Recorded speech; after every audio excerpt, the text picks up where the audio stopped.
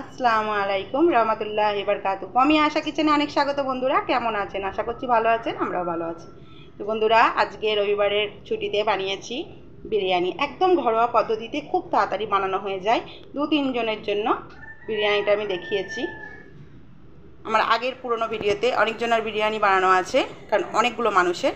এখন আমি ঘরে যেমন 2-3 জনের বানাই, সেইভাবে বানিয়ে দেখিয়েছি। আশা করছি আপনাদের ভালো লাগবে। ভালো লাগলে লাইক শেয়ার কমেন্ট করে পাশে থাকবেন বন্ধুরা। প্রথমেই চালটা দেখাচ্ছি বন্ধুরা। চালটাকে আমি ভিজিয়ে রেখেছিলাম 1 ঘন্টা ধরে, তাড়াতাড়ি হয়ে যায় বলে। তো আপনারা তো জানেন। তো এটাকে আমি এবার পানি ফুটতে দিয়ে দিয়েছি। তার মধ্যে আমি কিছু মশলা দিয়ে দিচ্ছি। যেখানে দিয়েছি দেখুন, একটা স্টার আছে, বড় এলাচ আছে, আর আছে গোলমরিচ, আর আছে লবঙ্গ। তো এটাকে আমি দিয়ে দিলাম পানির মধ্যে। এর মধ্যেই দিয়ে দেব পুদিনা পাতা। এটা একটু ফুটে উঠবে, তার মধ্যে আমি চালটা দিয়ে দেবো। তার মধ্যে দিয়ে দিয়েছি জিরে। দেখুন, এবার চালটাকে আমি দিয়ে দেব পানির মধ্যে।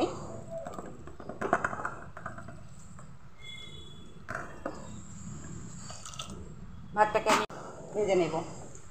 আমাদের এখানে প্রচণ্ড বৃষ্টি হচ্ছে, আপনাদের দেখাচ্ছি। বৃষ্টি বৃষ্টি একদম একদম বন্ধ হচ্ছে না, একভাবে বৃষ্টি হয়ে যাচ্ছে। এখানে একটু সামান্য ফুড কালার দিয়ে দিলাম। আলুর সঙ্গে আগে মাখাই নিই বলে ওপর থেকে বেশি বড় ভিডিওটা করতে চাইছি না, তার জন্য আমি অল্প অল্প করেই দেখাচ্ছি বন্ধুরা। কিছু মশলা করে নেব বলে নিয়েছি রসুন, আদা, নিয়েছি কারি পাতা, পুদিনা পাতা, নিয়েছি ধনে পাতা। এখানে আমি এগুলোকে সব দিয়ে দেবো। দেখুন, ডাঁটি দিয়েছি। এখানে ডাঁটিটা কেন দিয়েছি, এখানে পেস্ট হয় ধনে পাতার ডাঁটি। উঠছে বন্ধুরা, এখানে আমি দিয়ে দিয়েছি তেজপাতা আর দিয়েছি দারচিনি। এখানে আমি মিক্স করে গেছিলাম, তার জন্য আমি দেখাতে পারিনি। আর এখানে বসিয়ে দিয়েছি পেঁয়াজ।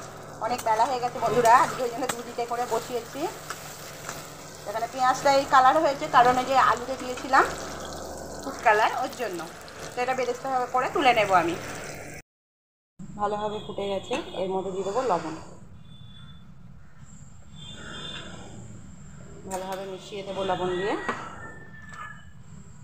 বিরিয়ানি করতে গেলে বা বিরিয়ানি হয়ে গেছে, এবার আমি এটাকে ছেঁকে পুরো তুলে নেব। পেঁয়াজ কুচি, বেরেস্তার জন্য কিছু পেঁয়াজ দিয়েছিলাম, আর বাকি পেঁয়াজটা আমি দিয়ে দিলাম। 2 বড় সাইজের বেরেস্তার পেঁয়াজ করে নিয়েছি, আর এখানে দিয়ে দিয়েছি 2 বড় সাইজের পেঁয়াজটা। মাংস চাল সবই অল্প আছে, 2 মানুষের করা, বুঝতে পারছেন, খুব বেশি লাগবে না। পেঁয়াজটাকে ভেজে নেব।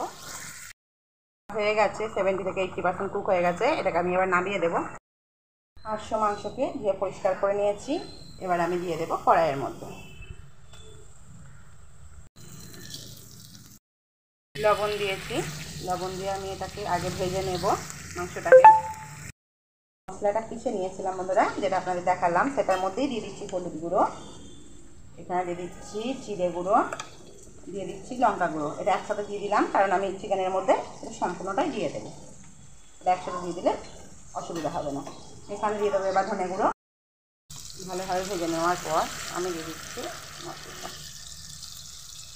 সম্পূর্ণ মশলাটাকে চেঁচে দিয়ে দেবো।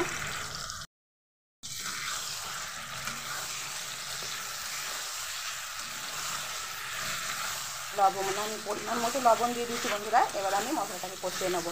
যেভাবে পুদিনা ধনে পাতা এইভাবে পিষে দিলে না দারুণ টেস্ট হয়। কিছুক্ষণের জন্য আগে আমি কষিয়ে নেব। টক দই ফেটিয়ে নিয়েছি, আর দিয়ে দেবো অল্প পরিমাণ চিনি, সামান্য একটু।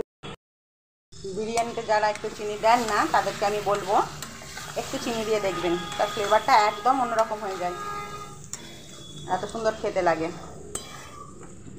বিরিয়ানি এখন ঘরে ঘরে হয়, কিন্তু প্রসেসগুলো সবাইকারে আলাদা আলাদা হয়।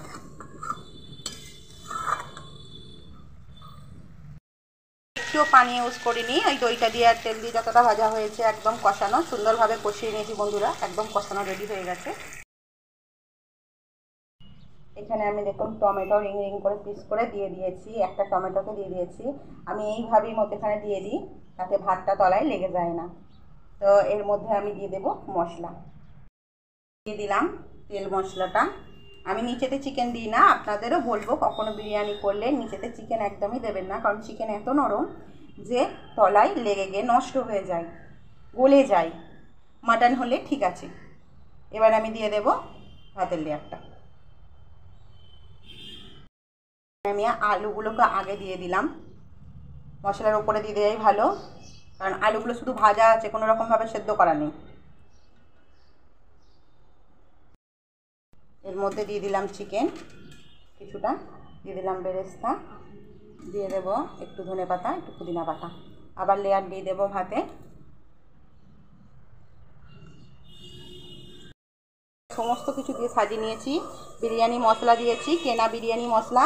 এবার আমি ফুড কালার কেমন করে দিই আপনাদের দেখাচ্ছি। এটা গ্রিন ফুড কালার, আমি একদমই যখন জাফরান দিই তখন গুলে দিই দুধের সাথে, আর না হলে আমি এইভাবে দিই, তাতে কালারগুলো খুব ভালো আসে ভাতের মধ্যে।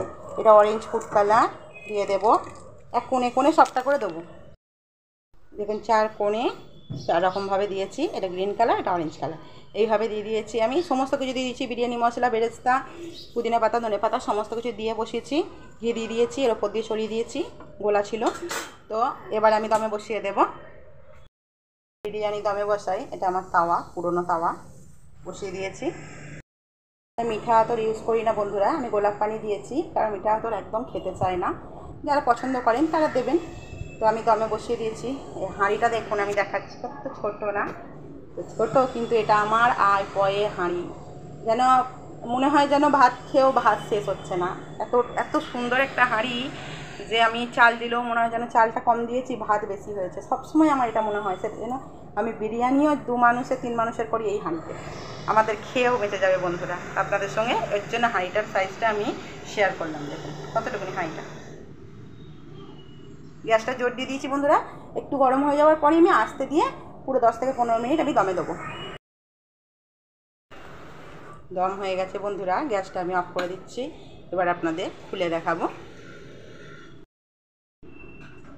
এখানে ভাতটা আমি খুলে নিয়েছি, দেখুন কালারটা যেভাবে বলেছিলাম যে কেন সুন্দর লাগে। এটা মেশে না, এইভাবে দিলে, এইভাবে বানিয়ে দেখবেন, আশা করছি আপনাদের ভালো লাগবে বন্ধুরা। ভালো লাগলে লাইক শেয়ার কমেন্ট করে পাশে থাকবেন। আমি রায়তা বানিয়ে নিয়েছি, পেঁয়াজ, টক দই আর শসা দিয়ে। 2-3 জনের জন্য এইভাবে বানিয়ে নিলে ঝটপট বানানো হয়ে যায় বন্ধুরা।